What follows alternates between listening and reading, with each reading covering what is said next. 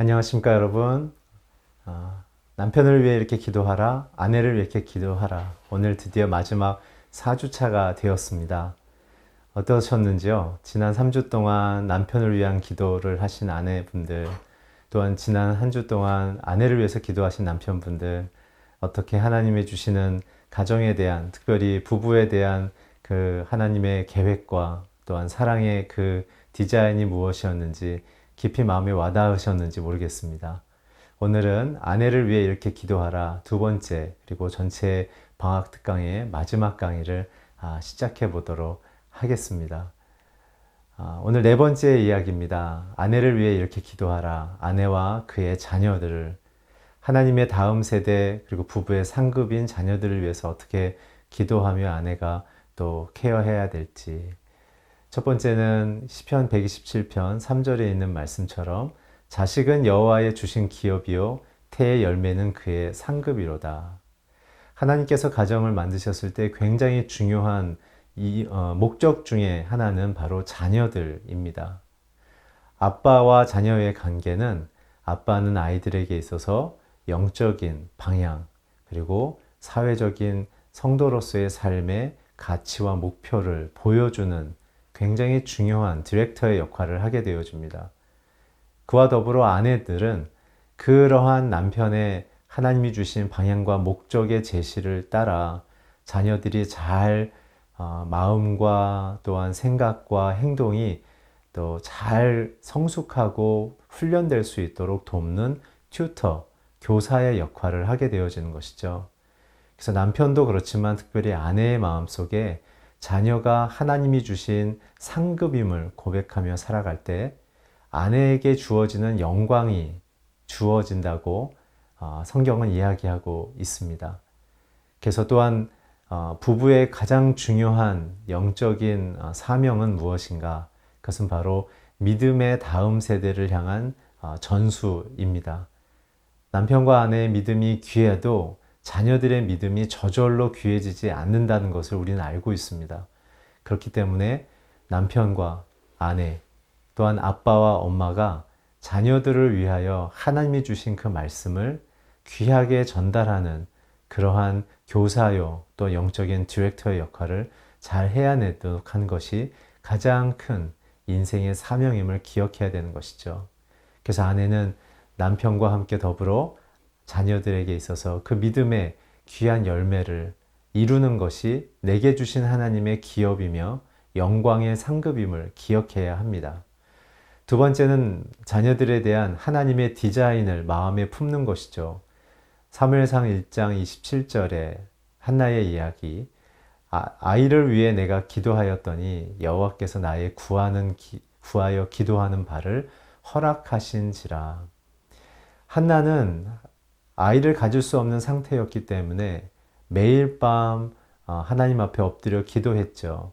아마 그녀의 기도의 시작은 아이를 낳게 해달라는 그 내용으로 시작했겠지만 기도가 깊어지면 깊어질수록 그 아이를 하나님이 내게 왜 주셔야 하는가, 그리고 그 아이를 통해서 하나님은 어떤 일을 이루길 원하시는가에 나의 필요에서부터 출발해서 하나님의 의도를 향한, 계획을 향한 간절한 기도를 드리게 되었을 것입니다.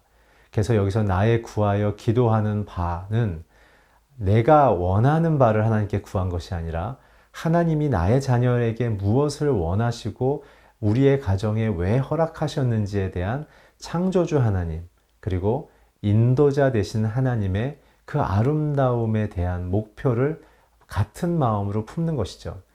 그래서 엄마들이 아이들에 대해서 왜 실망하고 어려운가, 내 기대가 이루어지지 않고 있다고 생각하기 때문에 아이들에 대해서 절망하는 것입니다. 사랑하는 아내 되시는 성도 여러분, 자녀들을 향하여 부모는 훈련받고 있다는 사실을 기억하십시오. 자녀들의 죄성과 자녀들의 불완전함과 자녀들의 연약함은 결국 부모들의 영적인 미성숙함과 또한 하나님 앞에서 자녀들에 대한 하나님의 주도권을 내어드리게 되는 하나님 앞에서의 기도의 자리로의 초대인 것을 기억하십시오. 그래서 우리는 끊임없이 자녀들을 향하여 기도할 때 내가 원하고 혹은 이웃집 아이들의 성공의 내용을 기초로 아이들에게 무엇을 이루려는 것이 아니라, 그리고 이 사회에서의 잘 생존하는 방식에 대하여 아이들이 습득하는 방법이 아니라, 과연 하나님이 내게 어떤 것을 이루려 하시는지, 특별히 자녀들에게 무엇을 이루려 하시는지에 대한 그 기대를 하나님께 간구하며 품고 나아가는 어미의 마음이 굉장히 중요하다. 그래서 여러분 보십시오. 성경에서 스캔들 없이 평생을 하나님 앞에 귀 여김을 받은 유일한 남자들 중에 한 사람이 바로 사무엘입니다. 왕이요, 제사장이요, 선지자의 삼중직을 한 또한 몇 안 되는 유일한 또한 사람이기도 하죠. 한나의 간절한 기도, 여호와께서 이루고자 하시는 그 기도를 간구했더니 그 아들인 사무엘은 세상을 변화시키고 하나님의 뜻을 이루어가며 하나님의 거룩의 통치를 보였던 위대한 사회적인 리더이자 영적인 리더로 그는 섰던 것을 보게 되어집니다. 여러분, 우리가 원하는 것을 자녀들에게 이루려고 할 때 굉장히 위험합니다. 하나님이 원하시는 것으로 날마다 무릎 꿇는 남편과 아내가 되기를 바랍니다. 그래서 이렇게 기도하면 좋겠습니다. 남편분들이 아내를 축복하며, 하나님, 제 아내가 하나님의 인도하심을 따라 양육하게 하소서. 하나님, 아내가 자녀를 향한 하나님의 마음과 디자인을 품게 하소서. 하나님, 아내가 인내심을 갖고 자녀들을 대하게 하소서. 하나님, 아내가 아이들을 위하여 무릎 꿇고 기도하게 하소서. 하나님, 아내가 아이들에게 주님에 관한 일들을 가르치게 하십시오. 또한 아내가 자녀들이 순종하고 존경하는 것을 받도록 하나님 인도하여 주십시오. 남편들이 아내를 위하여 특별히 자녀의 관계 속에 기도해야 될 굉장히 중요한 포인트인 것입니다. 자, 전체적으로는 5번째가 되고 오늘 2번째가 되겠는데요. 아내와 그녀의 아름다움이 무엇인가? 하나님, 내 아내에게 하나님의 아름다움으로 옷 입게 하소서. 성경에서는 하나님이 여인들, 현숙한 여인과 아내에게 있어서 그 아름다움으로 채우기를 원하십니다. 굉장한 하나님의 뜻인데요. 첫 번째, 아내가 가져야 될 아름다움의 실체는 무엇이냐면 하나님의 칭찬으로 아내의 마음과 삶이 가득 차는 것입니다. 잠언 31장 30절에 보면 고운 것도 거짓되고 아름다운 것도 헛되나 오직 여호와를 경외하는 여자는 칭찬을 받을 것이다. 아마 저 당시에도 얼굴을 아름답게 치장하는 화장이 있었습니다. 하나님께서 말씀하시는 거죠. 오해 없으셨으면 좋겠습니다. 화장을 하는 것은 굉장히 좋은 일입니다. 그러나 화장으로 나의 내면을 다르게 표현할 수는 없는 것입니다. 진정한 아름다움은 내면의 아름다움, 이너 뷰티, 마음과 영혼이 아름다울 때 또한 나의 외모도 아름다워진다는 사실을 너무나 많이 발견합니다. 제가 목회를 하면서 발견한 사실은요, 성령 받게 되면 사람들이 얼굴이 바뀌는 것을 저는 너무나 많이 봤습니다. 저도 마찬가지고요.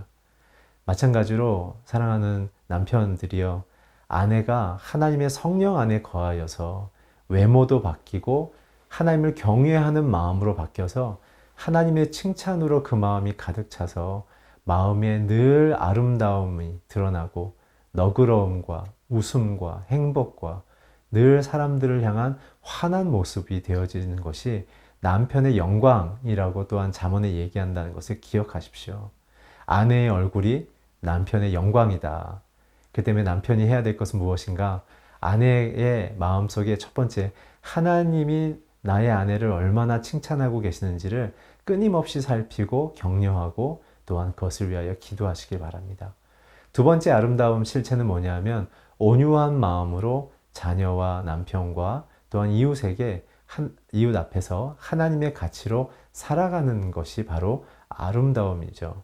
첫 번째는 하나님의 칭찬으로 내 내면 이너 뷰티가 시작된다면 두 번째는 그것이 이제 아내의 behavior, 행동과 습관이 그렇게 아름다움으로 살아내는 것에 연결된다는 것입니다. 로마서에 보면 또 이런 말씀이 있죠. 너희 단장은 머리를 꾸미고 금을 차고 아름다운 옷을 입는 외모로 하지 말고 오직 마음에 숨은 사람을 온유하고 안정한 심령에 썩지 아니할 것으로 하라. 이는 하나님 앞에 값진 것이다. 하나님 앞에서 값진 것이 무엇인가? 바로 사람들에게 온유한 마음을 대하라는 것입니다. 특별히 자녀들에게, 또한 남편에게, 또 이웃에게 힘을 갖고 있고 판단하고 또한 말할 수 있는 권위가 있음에도 말을 아끼는 거죠. 저는 정말 아름다움을 느끼는 경우가 언제냐 하면 사람들을 향하여 너그러움으로 대할 때, 그리고 사람들의 약함과 불편을 말없이 채우고 도와줄 때. 제가 아는 어느 한 권사님은 정말 편안하고 넉넉히 사실 수 있는 분임에도 불구하고 몸이 불편한 장애를 갖고 계신 분들의 목욕 봉사와 또한 그의 가정들을 위로하고 그들을 축복하기 위하여 가정에서 매주 음식을 해서 함께 그 가정을 방문해 블레싱하는 일들을 보게 되어집니다. 손수 또 미술을 배우셔서 그분들에게 아름다운 그림과 글로 그들의 마음을 위로하고 격려하는 정말 그 아름다운 섬김들을 보았습니다. 또한 그런 가운데 자녀들에게 또한 최선을 다하시는 모습을 보게 되어졌습니다. 너무나 빛나는 모습이었습니다. 사랑하는 남편 여러분, 아내의 외모도 잘 돌보지만 그러나 더 중요한 것은 하나님 앞에서 값진 것, 사람들에게 온유한 마음으로 그리고 썩지 아니할 하나님의 나라와 사랑을 꿈꾸며 나아가는 아내가 될 수 있도록 그의 아름다움의 기준을 바꾸어 주기를 바랍니다. 이렇게 기도했으면 좋겠습니다. 하나님, 아내가 하나님의 사랑과 연결되어 하나님의 아름다움을 사모하게 하소서. 아내가 자신의 모습 속에서 주의 아름다움을 보게 하소서. 아내가 여호와의 성품과 뜻을 사랑하고 담게 하소서. 아내가 하나님의 온유함과 성품으로 사람을 대하게 하소서. 우리는 시간이 지나가면서 점점 외모가 늙어가죠.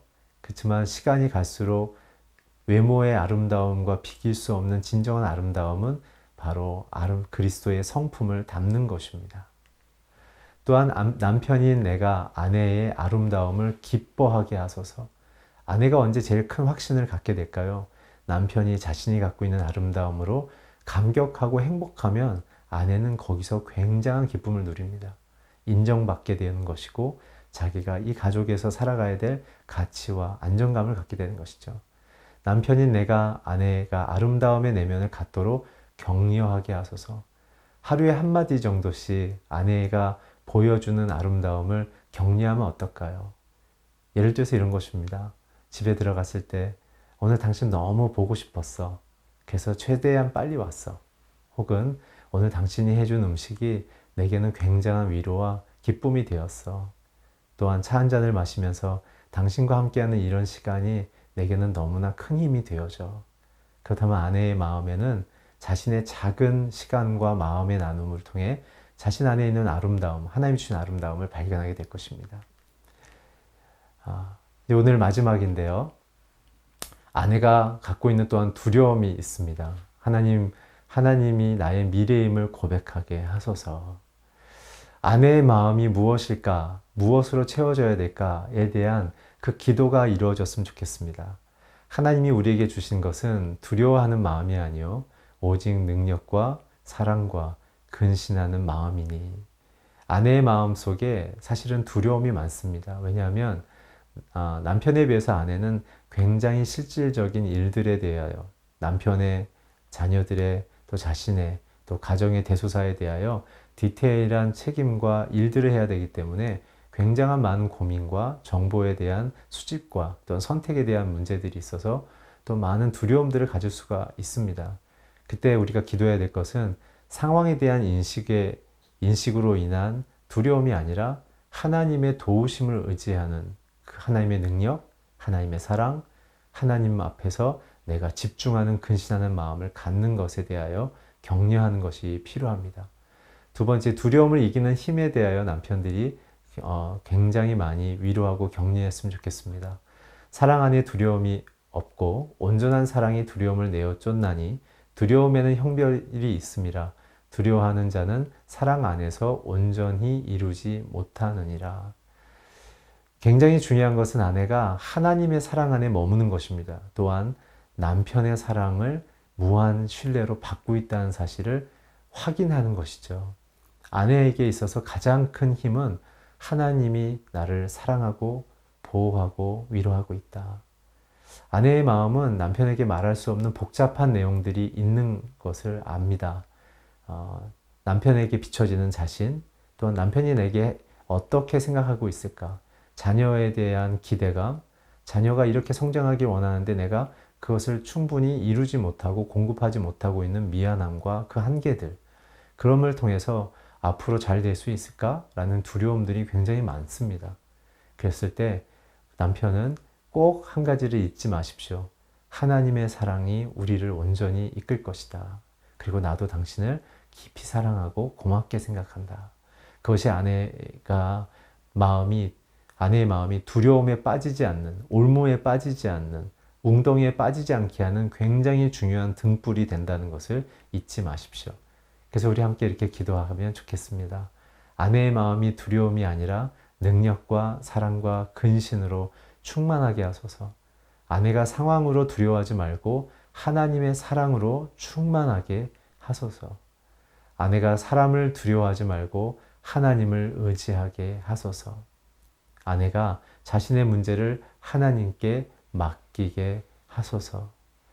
아내가 두려움을 내어 쫓게 하시고 하나님의 평화 안에 거하게 하소서.